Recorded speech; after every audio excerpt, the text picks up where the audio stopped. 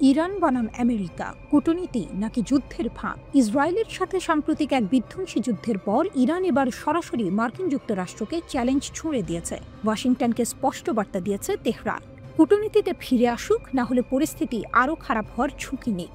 এই চরম উত্তেজনাপূর্ণ বার্তাটি দিয়েছে খোদ ইরানের পররাষ্ট্রমন্ত্রী আব্বাস আরাকচি ফাইন্যান্সিয়াল টাইমসে প্রকাশিত এক বিস্ফোরক নিবন্ধে। আরাকচি সরাসরি ডোনাল্ড ট্রাম্পের প্রশাসনকে প্রশ্ন করেছেন, আমেরিকা কি অবশেষে কূটনীতি বেছে নেবে নাকি অন্য কারো যুদ্ধে আটকে থাকবে? এই মন্তব্যের জন্য নিউজউইক মার্কিন পররাষ্ট্র দপ্তর এবং ইরানের পররাষ্ট্র মন্ত্রণালয়ের সাথে যোগাযোগ করেছে, কিন্তু এখনও কোনো আনুষ্ঠানিক প্রতিক্রিয়া মেলেনি। কেন এই বার্তা এত গুরুত্বপূর্ণ?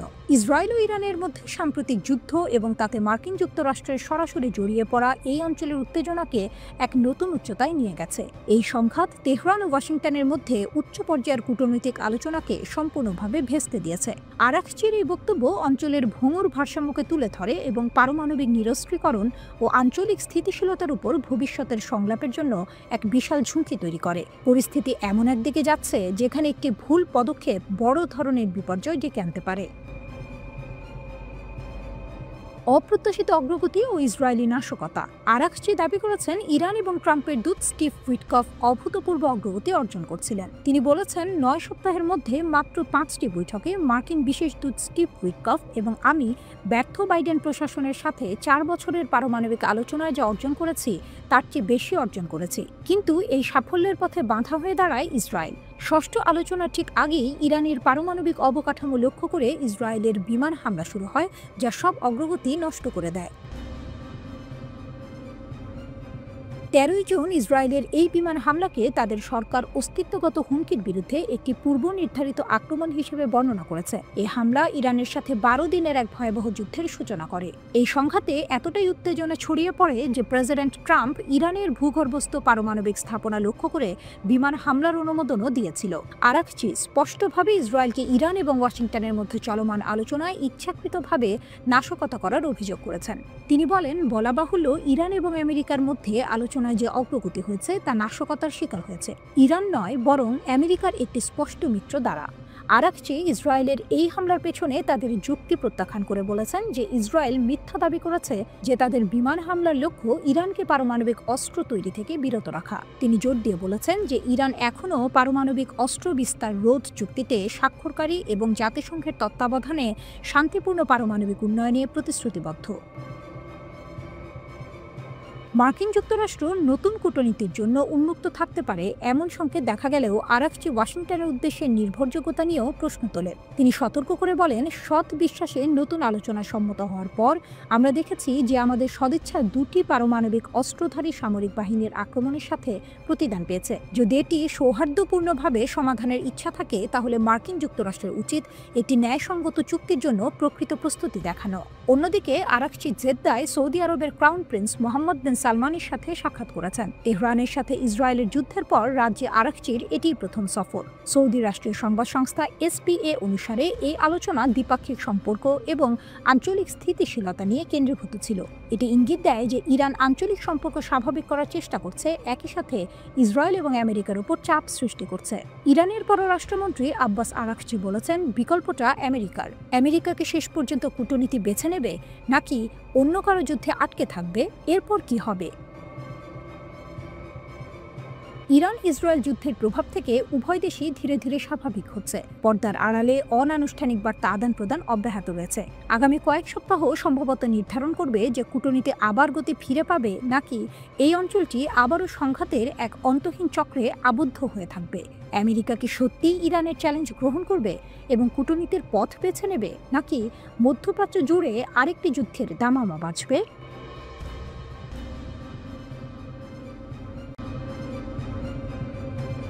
ইরান কেন এখনো বিপজ্জনক? ইসরায়েল ইরান সংঘাতের পর বিশ্ব জুড়ে প্রশ্ন উঠেছে, ইরান কি সত্যিই দুর্বল হয়ে পড়েছে? বিশেষজ্ঞরা বলছেন, পারমাণবিক স্থাপনায় মার্কিন হামলা এবং তাদের সহযোগীদের দুর্বল করে দেয়া হলেও ইরান এখনো মারাত্মক বিপজ্জনক। টাইমস অফ ইসরায়েলের বিশ্লেষণ। 12 দিনের এই সংঘাতের ফলস্বরূপ ইরানের পারমাণবিক স্থাপনাগুলোতে মার্কিন বিমান হামলা চালানো হয়। The institute for national security স্টাডিজের সিনিয়র ইরান গবেষক বেনি সাপ্তির মতে, হামলায় ইরানের কিছু গুরুত্বপূর্ণ স্থান ক্ষতিগ্রস্ত হয়েছে এবং অস্ত্র উৎপাদন বিলম্বিত হতে পারে। কিন্তু সাপ্তি দাবি করেছেন, এই হামলা হুমকির প্রকৃতি মৌলিকভাবে পরিবর্তন করেনি। তিনি বলেছেন, ইরানের শাসনের মূল ভিত্তি এখনও অটুট রয়েছে এবং তারা আবার শক্তিশালী হয়ে উঠতে পারে। 22 জনের মার্কিন হামলায় ইরানের ভূগর্ভস্থ ইউরেনিয়াম সমৃদ্ধকরণ সুবিধাগুলো লক্ষ্যবস্তু করা হয়েছিল। এর মধ্যে নাতানজ, ইস্পাহান এবং বিশেষভাবে ফোর্দোর গভীরে থাকা সেন্ট্রিফিউজ অ্যারো ছিল। এই সুবিধাগুলোই ইরানের অস্ত্র গ্রেড ইউরেনিয়াম তৈরির মূল চাবিকাঠি। জর্জিয়া টেকের পারমাণবিক প্রকৌশল অধ্যাপক ডক্টর আনা এরিকসন ব্যাখ্যা করেছেন যে এই আক্রমণ বিপজ্জনক মাত্রায় ইউরেনিয়াম সমৃদ্ধ করার জন্য ব্যবহৃত সেন্ট্রিফিউজগুলোর ওপর ছিল। তিনি বলেছেন, ইরান দীর্ঘকাল ধরে সেন্ট্রিফিউজ প্রযুক্তিতে পরিমাণ এবং গুণগত উভয় ক্ষেত্রেই বিনিয়োগ করেছে। আক্রমণের আগে ইরান প্রায় 6500টি IR-2M, 4000টি IR-4 এবং 3000টিরও বেশি IR-6 সেন্ট্রিফিউজ পরিচালনা করেছিল। এই উন্নত মডেলগুলোর গতি এবং গোপনীয়তা উভয় ক্ষেত্রেই পুরানো IR-1 ডিজাইনকে ছাড়িয়ে যায়। উদাহরণস্বরূপ IR-6 প্রতি বছর 10টি পৃথকীকরণ ইউনিট উৎপাদন করতে পারে, যা ইরানে কয়েক সপ্তাহের মধ্যে 60% সমৃদ্ধকরণ থেকে অস্ত্র গ্রেড উপাদানে স্থানান্তরিত করার ক্ষমতা দেয়। নতুন IR-9 সেন্ট্রিফিউজ, যা এখনও পরীক্ষার পর্যায়ে রয়েছে, সেই উৎপাদনকে 5 গুণ বাড়াতে পারে। এরিকসন আরও জানিয়েছেন যে আক্রমণের আগেই ইরানের কাছে প্রায় 400 কিলোমিটার উচ্চ সমৃদ্ধ ইউরেনিয়াম মজুদ ছিল, যা 10টি পারমাণবিক বোমার জন্য যথেষ্ট। এই মজুদ অক্ষত আছে কিনা তা এখনও অজানা। সংঘাতের সময় ইসরায়েল ইরানের ক্ষেপণাস্ত্র কর্মসূচিকেও লক্ষ্যবস্তু করেছে। তারা দাবি করেছে, ইরানের ক্ষেপণাস্ত্র উৎপাদন ক্ষমতা উল্লেখযোগ্যভাবে হ্রাস পেয়েছে এবং কমপক্ষে 2027 সাল পর্যন্ত দীর্ঘপাল্লার অস্ত্র উৎপাদনের ক্ষমতা বিলম্বিত হয়েছে। কিন্তু সাপ্তি সতর্ক করে বলেছেন, এই ব্যর্থতাগুলো নিয়ে আত্মতুষ্টিতে ভোগা উচিত নয়। তার মতে, এটি কেবল ক্ষেপণাস্ত্র বা পারমাণবিক কর্মসূচির বিষয় নয়, এটি শাসন ব্যবস্থার স্থিতিশীলতার বিষয়। তিনি উল্লেখ করেছেন, মার্কিন যুক্তরাষ্ট্র এবং ইসরায়েলি হামলা IRGC জেনারেল সদর দফতর এবং এভিন কারাগারকেও লক্ষ্য করেছিল। সম্প্রতি সংঘটিত 12 দিনের যুদ্ধে ইসরায়েলের অন্তত 5টি সামরিক স্থাপনায় ইরানি ক্ষেপণাস্ত্র সরাসরি আঘাত হানে বলে রাডার তথ্যের ভিত্তিতে জানিয়েছে ব্রিটিশ সংবাদ মাধ্যম দ্য টেলিগ্রাফ। ইসরায়েল কর্তৃপক্ষ এসব স্থাপনায় ক্ষেপণাস্ত্র আঘাত হানার কথা এখন পর্যন্ত প্রকাশ্যে স্বীকার করেনি। দেশটির কঠোর সামরিক সেন্সরশিপ আইনের কারণে এসব তথ্য দেশটির গণমাধ্যমে প্রকাশ করাও নিষিদ্ধ। যুক্তরাষ্ট্রের ওরেগন স্টেট ইউনিভার্সিটির একদল গবেষক এই স্যাটেলাইট রাডার তথ্য বিশ্লেষণ করেছেন। তারাই উদ্ধার করা নতুন এই তথ্যগুলো দ্য টেলিগ্রাফকে জানিয়েছেন।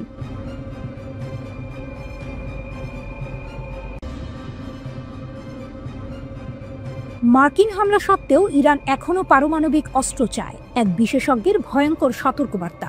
আমেরিকা আর ইসরায়েলের একের পর এক হামলা সত্ত্বেও ইরান কি এখনও পারমাণবিক অস্ত্রের স্বপ্ন দেখছে? একজন শীর্ষ নিরাপত্তা বিশেষজ্ঞের সতর্কবার্তা কিন্তু তেমনই ইঙ্গিত দিচ্ছে। তিনি বলছেন, ইরানের সবচেয়ে বিপজ্জনক ক্ষমতা হলো কূটনীতিকে নিজেদের স্বার্থে ব্যবহার করা, আর এর লক্ষ্য একটাই, পারমাণবিক অস্ত্রের চূড়ান্ত লক্ষ্য। ফাউন্ডেশন ফর ডিফেন্স অব ডেমোক্রেসিজের ইরান প্রোগ্রামের সিনিয়র ডিরেক্টর বেহনাম বেন তালেবনও ফক্স নিউজ ডিজিটালকে বলেছেন, ইরানের পরবর্তী পদক্ষেপ হবে মেরামত, পুনর্গঠন এবং নতুন করে সবকিছু সাজানো। কিন্তু প্রশ্ন হলো, তারা এটা কিভাবে করবে? আন্তর্জাতিক সম্প্রদায়ের সাথে ফ্লার্ট করে নাকি সম্পূর্ণ অন্ধকারে চলে গিয়ে? এটা এখনো দেখার বাকি, তিনি যোগ করেন। গত মাসে ইরানের পারমাণবিক কর্মসূচিতে মার্কিন যুক্তরাষ্ট্র এবং ইসরায়েলের হামলার পর ফোর্দো, ইস্পাহান এবং নাতানজ পারমাণবিক স্থাপনা গুরুতরভাবে ক্ষতিগ্রস্ত হয়েছে বলে সরকারি মুখপাত্র ফাতেমে মোহেজেরানি নিশ্চিত করেছেন। তবে ক্ষতির পরিমাণ নিয়ে সন্দেহ রয়েছে, বিশেষ করে হামলার আগে ইরান কঠোর সুরক্ষিত স্থাপনা থেকে কোনো সমৃদ্ধ ইউরেনিয়াম বা সেন্ট্রিফিউজ সরিয়ে নিতে সক্ষম হয়েছিল কিনা তা নিয়ে প্রশ্ন উঠছে। যদিও ট্রাম্প প্রশাসন দাবি করেছে যে তারা 3টি স্থাপনা নিশ্চিহ্ন করে দিয়েছে, ইসরায়েলি কর্মকর্তারা বলছেন তারা পরিস্থিতি নিবিড়ভাবে পর্যবেক্ষণ করছেন। মার্কিন যুক্তরাষ্ট্র এবং ইসরায়েলের বিশেষজ্ঞরা বিশ্বাস করেন, ইরান এখনও বাংকার ধ্বংসকারী বোমা থেকে ক্ষতির পরিমাণ মূল্যায়ন করছে এবং তারা যতটা সম্ভব পুনরুদ্ধার ও মেরামত করার চেষ্টা করবে, যার অর্থ তারা সময় কিনতে চাইবে। বেন তালেবুলু বলেছেন, নিঃসন্দেহে সরকার এখনও একটি কূটনৈতিক কৌশল তৈরি করবে যা কাউকে আটকে রাখার জন্য এবং এই সরকারের জন্য যতটা সম্ভব সময় বের করার জন্য ডিজাইন করা হবে। রাষ্ট্রপতি ডোনাল্ড ট্রাম্প আলোচনা শুরু হতে পারে বলে ইঙ্গিত দিলেও ইরান এখনই আলোচনার জন্য তাড়াহুড়ো করতে নারাজ। ইরানি পররাষ্ট্রমন্ত্রী আব্বাস আরাকচি সিবিএস নিউজকে এক সাক্ষাৎকারে বলেছেন, আমি মনে করি না যে আলোচনা এত তাড়াতাড়ি পুনরায় শুরু হবে। কূটনীতির দরজা কখনোই বন্ধ হবে না। বেন তালেবুলু যুক্তি দিয়েছেন যে তেহরান সম্ভবত আবারও IAEA-তে প্রবেশাধিকার সীমিত করার চেষ্টা করবে, কারণ তারা যে কোনো দর কষাকষির কৌশল ধরে রাখতে চাইবে। তার মতে ইরানের পরবর্তী পদক্ষেপ এবং সম্ভবত এই মুহূর্তে সবচেয়ে বিপজ্জনক ক্ষমতা হলো এর কূটনৈতিক ক্ষমতা। তিনি বলেন, এটি শাসক গোষ্ঠীর ক্ষমতা যে হয় দুর্বল হাতে আলোচনায় প্রবেশ করে এবং শক্তিশালী হাতে চলে যায়, অথবা তার প্রতিপক্ষের সামরিক বিজয়কে রাজনৈতিক বিজয়ে পরিণত হতে বাধা দেওয়ার চেষ্টা করে। যদি মার্কিন যুক্তরাষ্ট্র এবং ইরানের মধ্যে আলোচনা হয়, তা প্রত্যক্ষ বা পরোক্ষ হোক, ইরানিরা IAEA-তে প্রবেশাধিকার আটকে রাখবে। এটি ইতিমধ্যেই তাদের সবচেয়ে গুরুত্বপূর্ণ অস্ত্র, তিনি যোগ করেন। বেন তালেবুলু ব্যাখ্যা করেছেন, IAEA-কে দর কষাকষির একটি মাধ্যম হিসেবে ব্যবহার করা ইরানকে কেবল তার পারমাণবিক কর্মসূচি পুনঃপ্রতিষ্ঠার জন্য সময় নষ্ট করতে সাহায্য করে না। বেন তালেবুলু সতর্ক করে দিয়েছেন যে ইরান তার পারমাণবিক উচ্চাকাঙ্ক্ষা ছেড়ে দেবে না। তিনি উল্লেখ করেছেন, 1980-এর দশকে ইরাকের সাথে যুদ্ধের সময় তেহরানের নিরাপত্তা ব্যবস্থা সম্পূর্ণরূপে পরিবর্তিত হয়েছিল। তার সবকিছুই তখন থেকে শুরু হয়েছিল ব্যালিস্টিক ক্ষেপণাস্ত্র কর্মসূচি, ড্রোন কর্মসূচি, সামুদ্রিক আগ্রাসন, আন্তর্জাতিক সন্ত্রাসী যন্ত্রপাতি এবং পারমাণবিক কর্মসূচি। সবই 1980-এর দশকে শুরু হয়েছিল। তিনি বলেন, এই পারমাণবিক কর্মসূচি পুনরুজ্জীবিত করে ইরান একটি চূড়ান্ত প্রতিরোধক খুঁজছিল। ইরানি শাসন ব্যবস্থার এই বিশেষজ্ঞ সতর্ক করে দিয়েছেন যে ভূ রাজনৈতিক লক্ষ্য অর্জনের জন্য ইরানের পারমাণবিক কর্মসূচি বিকাশের 40 বছরের আবেগ মার্কিন সামরিক হস্তক্ষেপের কারণে পরিবর্তিত হবে না।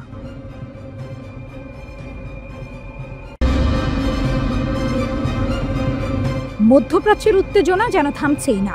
ইরান ইসরায়েল সংঘাতের পর এখন পারমাণবিক কর্মসূচি নিয়ে নতুন করে বিতর্ক শুরু হয়েছে।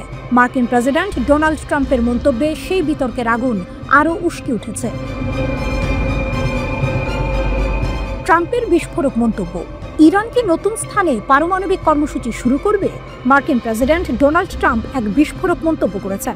এয়ারফোর্স ওয়ানে সাংবাদিকদের সঙ্গে কথা বলার সময় ট্রাম্প বলেছেন, ইরান নতুন স্থানে তাদের পারমাণবিক কর্মসূচি শুরু করতে পারে। তিনি মনে করেন, গত মাসে মার্কিন হামলার পর ইরানের পারমাণবিক কর্মসূচি স্থায়ীভাবে পিছিয়ে গেছে। তবে ট্রাম্পের শঙ্কা, যুক্তরাষ্ট্র ও ইসরায়েলের হামলার পর তেহরান নতুন স্থানে তাদের কর্মসূচি পুনরায় শুরু করতে পারে। তিনি আরও উল্লেখ করেন যে ইরান পারমাণবিক কর্মসূচি পরিদর্শনের অনুমতি দিতে বা ইউরেনিয়াম সমৃদ্ধকরণ বন্ধ করতে রাজি হয়নি। এর আগে যুক্তরাষ্ট্রের প্রতিরক্ষা দফতর পেন্টাগন জানিয়েছিল, মার্কিন বিমান হামলায় ইরানের 3টি পরমাণু স্থাপনায় পারমাণবিক কর্মসূচি 1 থেকে 2 বছর পিছিয়ে গেছে। পেন্টাগনের মুখপাত্র শন পার্নেল বলেন, হামলার লক্ষ্যবস্তু হওয়া 3 ইরানি পারমাণবিক স্থাপনা ধ্বংস করা হয়েছে। তার ভাষ্য, আমরা অন্তত 1 থেকে 2 বছর তাদের কর্মসূচি পিছিয়ে দিতে পেরেছি। গোয়েন্দা মূল্যায়ন এমনটাই বলছে। ইসরায়েল যুক্তরাষ্ট্রের সমন্বিত হামলা ও ক্ষয়ক্ষতি নিয়ে ভিন্ন মত। নতুন করে পরমাণু চুক্তির লক্ষ্যে ওয়াশিংটন তেহরান পরোক্ষ আলোচনার মধ্যেই 13 জুন ইসরায়েল সামরিক আগ্রাসন শুরু করে, যার লক্ষ্য ছিল ইরানের পারমাণবিক কেন্দ্র ধ্বংস করা। এর 1 সপ্তাহ পর ইসরায়েলের সঙ্গে যোগ দেয় যুক্তরাষ্ট্র। গত 21 জুন মার্কিন B-2 স্টেলথ বোমারু বিমান ইরানের ফোর্দো পারমাণবিক স্থাপনা সহ 3টি পরমাণু কেন্দ্রে বোমা ফেলে। ওই দিনই ট্রাম্প দাবি করেন, ইরানের পরমাণু কার্যক্রম শেষ করে দেওয়া হয়েছে। অন্যান্য কর্মকর্তারাও একই দাবি করেন। তবে মার্কিন গোয়েন্দা সংস্থাগুলোর তথ্যে ক্ষয়ক্ষতি নিয়ে ভিন্নতা দেখা গেছে। পেন্টাগনের গোয়েন্দা শাখা ডিফেন্স ইন্টেলিজেন্স এজেন্সি DIA জানিয়েছে, এই হামলায় ইরানের পারমাণবিক কর্মসূচি মাত্র কয়েক মাস পিছিয়ে গেছে, ধ্বংস হয়নি। ইরান ইউরেনিয়াম সমৃদ্ধকরণ বন্ধে রাজি নয়, ট্রাম্পের উদ্বেগ। মার্কিন প্রেসিডেন্ট ডোনাল্ড ট্রাম্প বারবার বলেছেন, ইরান তাদের পারমাণবিক কর্মসূচির পরিদর্শন মেনে নেয়নি এবং ইউরেনিয়াম সমৃদ্ধকরণ বন্ধ করতেও সম্মত হয়নি। হোয়াইট হাউসে স্বাধীনতা দিবস উদযাপন শেষে এয়ারফোর্স ওয়ানে নিউ জার্সি যাওয়ার পথে সাংবাদিকদের সঙ্গে আলাপকালে ট্রাম্প বলেন, তিনি বিশ্বাস করেন ইরানের পারমাণবিক কর্মসূচি স্থায়ীভাবে ক্ষতিগ্রস্ত হয়েছে, যদিও ইরান এটি অন্য কোনো স্থানে আবার শুরু করতে পারে। রয়টার্স এ খবর জানিয়েছে। সাংবাদিকদের ট্রাম্প বলেন, আমি বলবো এটা স্থায়ীভাবে পিছিয়ে গেছে। আমার মনে হয় ওদের অন্য কোনো স্থানে আবার শুরু করতে হবে, আর যদি ওরা শুরু করে তাহলে সেটা হবে এক বড় সমস্যা। তিনি আরও বলেন, তেহরানকে আবার পারমাণবিক কর্মসূচি শুরু করতে দেয়া হবে না এবং ইরান তার সঙ্গে বৈঠক করতে চায়। যুক্তরাষ্ট্র ও ইসরায়েল বলছে ইরান ইউরেনিয়াম সমৃদ্ধ করছে, পারমাণবিক অস্ত্র